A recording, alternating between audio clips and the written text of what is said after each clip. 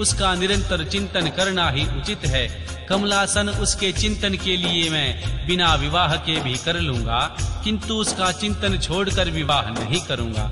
अतः तुम मुझे ऐसी पत्नी प्रदान करो जो सदा मेरे कर्म के अनुकूल चल सके। ब्राह्मण, उसमें भी मेरी एक और शर्त है, उसे तुम सुनो। यदि उस स्त्री का मुझ पर और मेरे वचन पर अविश्वास होगा तो मैं उसे त्याग दूंगा। उनकी यह बात सुनकर मैंने और श्री हरि ने मंद मुस्कान के साथ मन ही मन प्रसन्नता का अनुभव किया। फिर मैं विनम्र होकर बोला, नाथ महेश्वर प्रभु, आपने जैसी नारी की खोज आरंभ की है, वैसी ही स्त्री के विषय में मैं आपको प्रसन्नता पूर्वक कह रहा हूँ।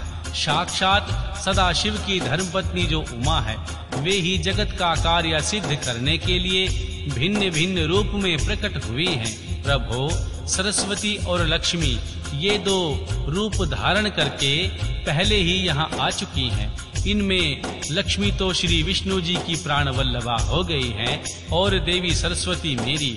अब हमारे लिए वे तीसरे रूप धारण करने के लिए प्रकट हुई हैं। प्रभु, लोकहित का कार्य करने वाली देवी शिवा दक्ष पुत्री के रूप में अवतीर्ण हुई है। उनका नाम सती है। सती ही ऐसी भार्या हो सकती है जो सदा आपके हितकारिणी हो। देवेश, महातेजस्विनी सती, आपके लिए आपको पति रूप में प्राप्त करने के लिए दृढ़ता पूर्वक कठोर व्रत का पालन करती हुई तपस्या कर रही है। महेश्वर, आप उन्हें वर देने के लिए जाइए, कृपा कीजिए और बड़ी प्रसन्नता के साथ उन्हें उनकी तपस्या के अनुरूप वर देकर उनके साथ विवाह कीजिए। भगवान विष्णु की और मेरी यही इच्छा है, इन संपूर्ण देवताओं की भी यही इच्छा है। आप अपनी शुभ दृष्टि से हमारी इस इच्छा को पूर्ण कीजिए प्रभु, जिससे हम आदर पूर्वक इस उत्सव को देख सके। ऐसा होने से तीनों लोकों में सुख देने वाला परम मंगल होगा और सबकी सारी चिंता मिट जाएगी, इसमें संशय नहीं है। तदनंतर मेरी बात समाप्त होने पर लीला विग्रह धारण करने वाले भक्त वत्सल महेश्वर से मधुसूदन अच्युत ने इसी का समर्थन किया। तब भक्त वत्सल भगवान शिव ने हंसकर कहा, बहुत अच्छा, ऐसा ही होगा। उनके ऐसा कहने पर हम दोनों उनसे आज्ञा ले अपनी पत्नी तथा देवताओं और मुनियों के साथ अत्यंत प्रसन्न हो अपने अभिष्ट स्थान को चले आए। अध्याय 16। देवी सती को भगवान शिव से वर की प्राप्ति तथा भगवान शिव का श्री ब्रह्मा जी को राजा दक्ष के पास भेजकर देवी सती का वरण करना। श्री ब्रह्मा जी कहते हैं, मुने, उधर देवी सती ने अश्विन मास के शुक्ल पक्ष की अष्टमी तिथि को उपवास करके भक्ति भाव से सर्वेश्वर भगवान शिव का पूजन किया। इस प्रकार नंदा व्रत पूर्ण होने पर नवमी तिथि को दिन में ध्यान मग्न हुई देवी सती को भगवान शिव ने प्रत्यक्ष दर्शन दिया। उनका श्री विग्रह सर्वांग सुंदर एवं गौण वर्ण का था। उनके 5 मुख थे और प्रत्येक मुख में 3-3 नेत्र थे। भाल देश में चंद्रमा शोभा दे रहा था। उनका चित्त प्रसन्न था और कंठ में नील चिन्ह दृष्टि गोचर होता था। उनके 4 भुजाएं थी। उन्होंने हाथों में त्रिशूल, ब्राहक पाल, वर तथा अभय धारण कर रखे थे। भस्ममय अंग रंग से उनका सारा शरीर उद्भासित हो रहा था। गंगा जी उनके मस्तक की शोभा बढ़ा रही थी। उनके सभी अंग बड़े मनोहर थे। वे महान लावण्य के धाम जान पड़ते थे। उनके मुख करोड़ों चंद्रमाओं के समान प्रकाशमान एवं आह्लादजनक थे। उनकी अंग कांति करोड़ों कामदेवों को तिरस्कृत कर रही थी तथा उनकी आकृति स्त्रियों के लिए सर्वथा ही प्रिय थी। देवी सती ने ऐसे सौंदर्य माधुर्य से युक्त महाप्रभु महादेव जी को प्रत्यक्ष देखकर उनके चरणों की वंदना की। उस समय उनका मुख लज्जा से झुका हुआ था। तपस्या के पुंज का फल प्राप्त करने वाले महादेव जी उन्हीं के लिए कठोर व्रत धारण करने वाली देवी सती को पत्नी बनाने के लिए प्राप्त करने की इच्छा रखते हुए भी उनसे इस प्रकार बोले। महादेव जी ने कहा, उत्तम व्रत का पालन करने वाली दक्ष नंदिनी, मैं तुम्हारे इस व्रत से बहुत प्रसन्न हूँ, इसीलिए मुझसे कोई वर मांगो। तुम्हारे मन को जो अभिष्ट होगा वही वर मैं तुम्हें दूंगा।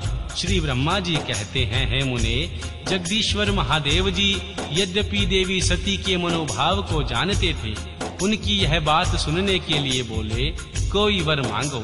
परंतु सती लज्जा के अधीन हो गई, इसलिए उनके हृदय में जो बात थी वे उसे स्पष्ट शब्दों में न कह सकी। उनका जो अभिष्ट मनोरथ था वह लज्जा से आच्छादित हो गया था। प्राण वल्लभ भगवान शिव का यह वचन सुनकर देवी सती अत्यंत प्रेमोमग्न हो गई। इस बात को जानकर भक्तवत्सल भगवान शंकर बड़े प्रसन्न हुए और शीघ्रता पूर्वक बारंबार कहने लगे, वर मांगो देवी। सत्य पुरुषों के आश्रयभूत अंतर्यामी शंभु सती की शक्ति के वशीभूत हो गई। तब सती ने अपनी लज्जा को रोककर महादेव जी से कहा,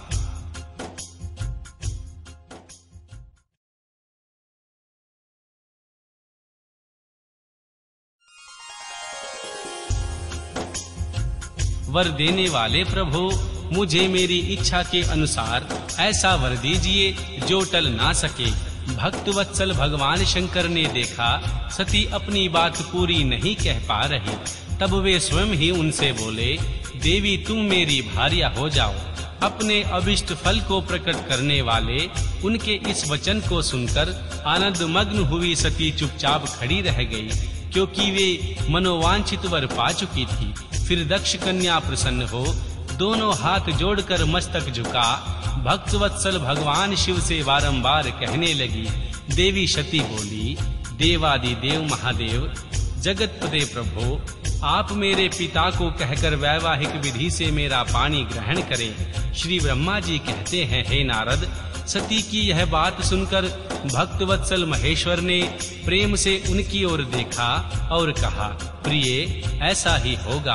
तब दक्ष कन्या देवी सती भी भगवान शिव को प्रणाम करके भक्ति पूर्वक विदा मांग जाने की आज्ञा प्राप्त करके और मोह आनंद से युक्त हो माता के पास लौट आई।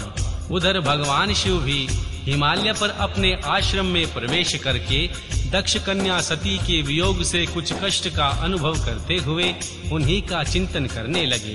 देवऋषि फिर मन को एकाग्र करके लौकिक गति का आश्रय ले भगवान शंकर ने मन ही मन मेरा स्मरण किया। त्रिशूलधारी महेश्वर के स्मरण करने पर उनकी सिद्धि से प्रेरित हो मैं तुरंत ही उनके सामने जा खड़ा हुआ। तात हिमालय के शिखर पर जहाँ सती के वियोग का अनुभव करने वाले महादेव जी विद्यमान थे, वहीं मैं देवी सरस्वती के साथ उपस्थित हो गया। देवऋषि सरस्वती सहित मुझे आया देख के सती के प्रेम पाश में बंधे हुए शिव उत्सुकता पूर्वक बोले।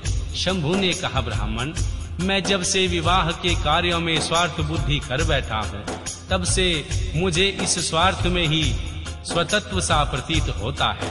दक्ष कन्या सती ने बड़ी भक्ति से मेरी आराधना की है। उनके नंदाव्रत के प्रभाव से मैंने उसे अभिष्ट वर देने की घोषणा की है। ब्राह्मण, तब उसने मुझसे यह वर मांगा कि आप मेरे पति हो जाइए। यह सुनकर सर्वथा संतुष्ट हो मैंने भी कह दिया, तुम मेरी भार्या हो जाओ। तब दक्षायणी सती मुझसे बोली, जगतपते, आप मेरे पिता को सूचित करके वैवाहिक विधि से मुझे ग्रहण करें। ब्राह्मण, उनकी भक्ति से संतोष होने के कारण मैंने उनका अनुरोध भी स्वीकार कर लिया है।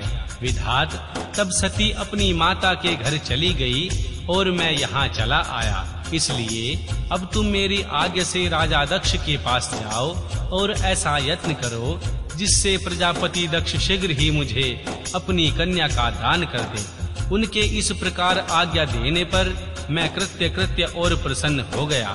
भक्तवत्सल विश्वनाथ से इस प्रकार बोला।